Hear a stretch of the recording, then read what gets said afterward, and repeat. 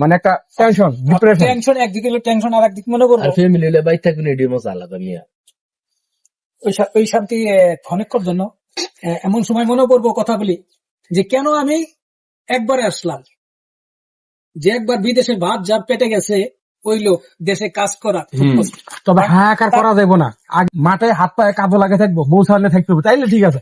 আপনি আরে বিদেশ গেলে হুইয়া 50,000 1 লাখ কামাইছি 1 লাখ কামাইছি, আর হেডার কাম করার লাগে না দেশে আইয়া, এটাই সমস্যা। এনে করণ যেত না, আল্লাহ দিব একদিন। ভাই অনেকে দেখছি বিদেশে গিয়ে অনেক সফল হয়েছে, আবার অনেকে ধ্বংস হয়ে গেছে। বিদেশ ভালো ছিল কিন্তু ধ্বংস হয়ে গেছে দেশে গিয়া। তো এটা যার যার পরিণতি। আমার চলাফেরা যদি উগ্র হয় আমি খারাপ হমুই, মানে নষ্ট হমুই। মানে তার মানে তুমি একবারে যাবো গা, ইনশাআল্লাহ নিয়ত আছে। হালকা একবারে বাদ যাবো গা। তারপরে আপনি 4 মাসের জন্য যার সমস্যা নাই, এটাই তো 4 মাস থাকি যে একবারে পরিস্থিতি ক্যান্সেল দেন না, নাহলে পরে কিন্তু পস্তাবেন, পরে মনে পড়বো যে আমি কি করলাম। পরে আসলেন না আসলেন সেটা আপনার ব্যাপার। যদি সেটিং হইতে পারেন আলহামদুলিল্লাহ, আর সেটিং না হইতে পারলে কিন্তু মনে পড়বো পরে যে এই কথা বলছিল।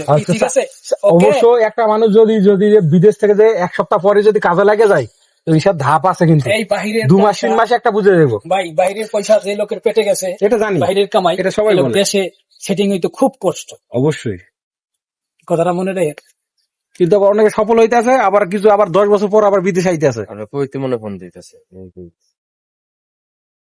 দেখ দোয়া করি আমি বেদার শিখে কিছু একটা করুক, আমি আর ইমরানের বই থেকে মাল ফালাই বাল সাল বিদেশ করে বড় লোক হইলাম না, গরিব হইলাম না, খালি সুলদারি ফাইলাম। আমি মনে করো প্রতিদিন তোমার ভিডিও